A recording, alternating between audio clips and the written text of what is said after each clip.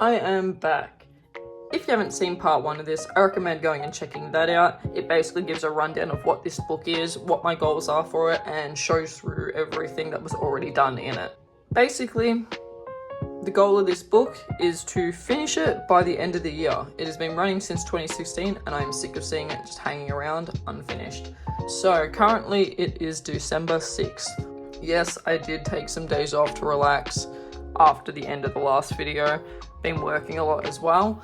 So I have a lot less time than what I was hoping I would have to finish this. This was the page that we ended off on last time. Now this time I'm not going to faff around at all. I'm pretty much just going to jump straight into it.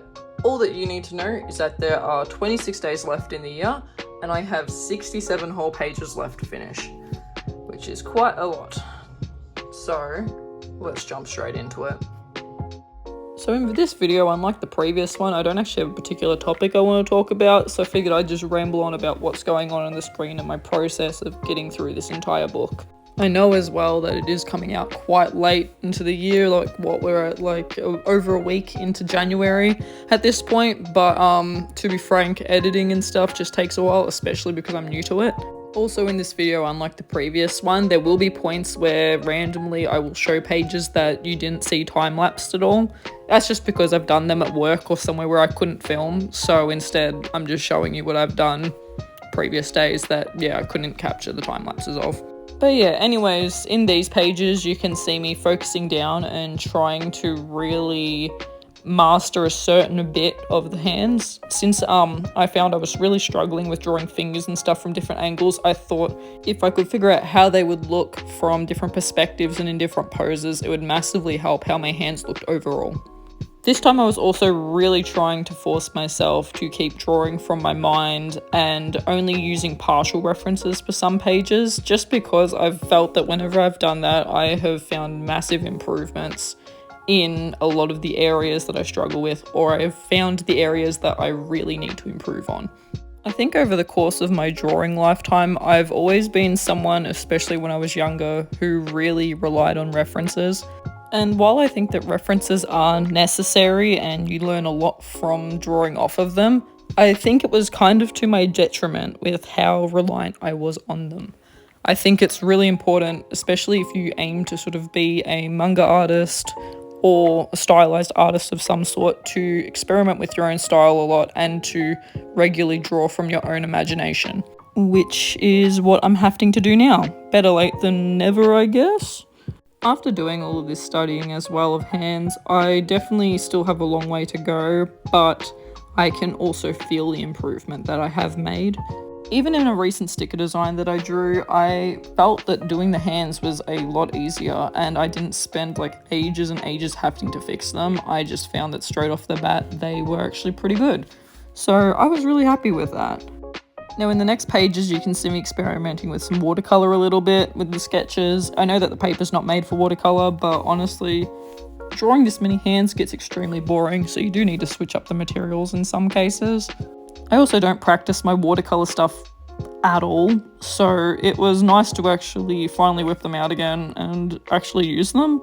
And I was really happy actually with how the bigger hand turned out. It was fun to experiment with trying to leave spots for the lighting, as you do with watercolor. Now in the next clip after this, you'll see that there's a lot of pages that I did off camera. That's because I did them on my work break. I feel like that was a massive part that helped in getting this goal complete. Is if I hadn't done these during my work breaks and stuff, I don't think I would have gotten the whole sketchbook done genuinely. I think when you're gonna set yourself like stupidly over the top difficult goals to complete at the last minute, you do have to expect that you're gonna have to try and utilize your time as good as you can. And for me, like using like every sort of minute of the day that I felt like was wasted and was not productive was the way that I felt that I could get this done and really take a load off myself in my free time. Especially because on top of this, I was also juggling finishing some sticker designs and finishing some crochet patterns for some conventions that I have early next year. I seem to have an issue with overloading myself with tasks, which really stresses me out, so that's something that I'll be working on trying to stop in the new year. Now at this point I started drawing hands holding onto objects and things because I really felt like I was starting to run out of poses despite hands having infinite amount of poses. And I also just felt like it would be useful practice. I think when I started this book back in 2016, I had really expected that by the end of it, I would be some master of hands and I would never stuff them up ever again. But obviously, over time, you realize that is definitely not the reality of things, especially when you do not draw enough. Over time, I've had to come to accept that perfect will never be the case and that you have to just settle for improvement. And sometimes the improvement is not going to be visible to other people. Sometimes it's only going to be visible to you. Sometimes you can only feel the improvement and not even see it. And I'm okay with that. And I'm also learning to be okay with sometimes feeling like I'm going backwards, which I experienced a lot in this sketchbook. I think you've got to keep in mind that generally you're not actually going to be going backwards unless you have taken an extremely long amount of time off. And even then you will improve back to where you were pretty quickly. Usually it's just going to be a bad day, or it's going to be you experimenting and realizing new gaps that you didn't realize before. I always hear that failing is one of the quickest ways to improve, and I think that's always worth remembering when you're feeling really down on yourself for doing bad drawings. You just have to believe that the more mistakes that you make, the more you're going to improve and the sooner you'll see results that you actually want to see. So don't give up, keep drawing, because that's the only way that you're going to improve. Now, I'll be honest, when I set this goal of finishing this sketchbook by the end of 2024, I really wasn't sure if I'd actually be able to get it done. I just thought it was worth trying. And I thought that making a video about it would keep me accountable. But this is the point where I hit under 30 pages that I started to think that I might actually really be able to do this. So because of that I felt a little bit less stressed, I decided to have some fun with some watercolor again. And this time I was really experimental with the colors and stuff, and I don't know, I just kind of went for it. And I feel like that's when I enjoy being able to do art the most, is I think when I'm just playing around with colors and paints and mediums that I don't usually try. And I'm not too harsh on myself if it turns out badly, I'm just having genuine fun with it. It's important, especially after all this really boring studying, to make sure to remind myself why I do art and to loosen up a bit. But yeah, I had a lot of fun playing around with just primary colors and stuff, and it reminds me that this year I really need to make an effort to experiment more with painting and really try and improve at it. Who knows, maybe my next sketchbook can be only paintings. Sounds like a bad idea though. Now, with drawing this many hands, I ended up using a lot of references and stuff, but I tended to go back to the same things over and over again. The easiest one was obviously like my own hands. However, at the same time, it was difficult trying to like balance between the page and holding one of my arms up in the air a little bit, especially if I wanted to get a funny angle. Also, if I was outside or had the fan on, like the breeze would end up turning the page that I was working on, which I found really annoying. My posed hand would also cramp up like crazy and would kind of start aching after a bit, so I felt like it forced me to draw a bit quicker than usual. For a lot of the timed pages, I tended to go back to Line of Action over and over again, which is one of those popular websites that has usually like anatomy and portraits and animals, I think, is a category as well, and it's just like timed. That one's really good, but I found that after using it for so many different hands, you start to get a lot of repeats. So I was forced to look for other places and do a timer myself instead, just so I'd actually get some variation and not get bored, or as bored as what I could have been. I think then I just went on Google Images after that, and you know, like it does the job, but there's no flair or sort of pizzazz to any of the references, so it can get even more bland after a very short amount of time. So in the end, I ended up mostly going to Pinterest. Now, I know at the moment that Pinterest is going absolutely rampant with AI art, and the last thing I'd want to use as reference for hands of all things especially is AI.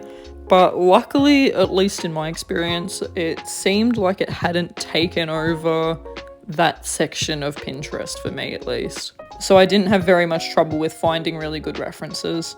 I also originally was mostly just copying off of photo references, and then when I got closer to the end, I would occasionally copy off of artists' renditions of hands.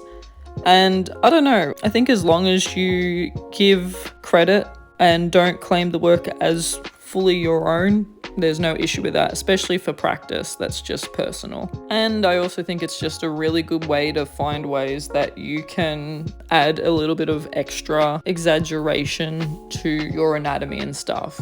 For example, I really like the way some artists were exaggerating the curves of the bottom of the palm of their hands.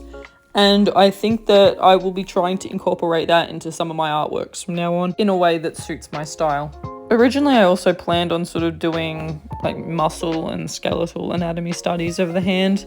However, I found every time that I sort of looked up reference or tried to find a good way to learn it, I just didn't feel as though it was going to be beneficial to me, at least at this moment in time.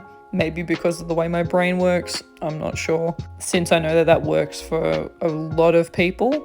But anyways, as I get near to the end of the sketchbook now, I think I'm just going to be quiet for a minute and just let the music play out for a bit, and I'll jump back in at the end and finish up. Enjoy!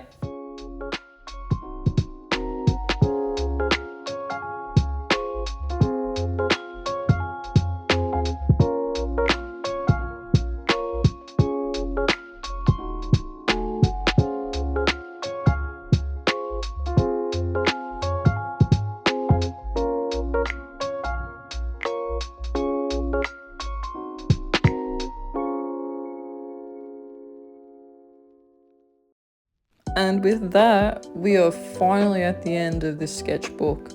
It has taken me so long to get it done, and genuinely when I was doing this page, I felt like I was in disbelief the whole time. I think it just felt like such a massive weight off my shoulders to know that this book was finally done and that I'd be able to put it away somewhere safe where it couldn't disintegrate. Like, genuinely, writing the date onto this back page had me actually tearing up. No joke. I was getting very emotional over the fact that it has been over 8 years, and then New Year's Eve is when I finally finish it. And that I had actually finished the goal that I kinda had thought that I wouldn't be able to get done. I don't know. I was just really proud of myself for following through. And here's the proof that I did actually get it done when I said I would, considering that this video was uploaded so late. And yeah, that's about it. So thank you for watching. Stick around if you want to see more, and have a good one.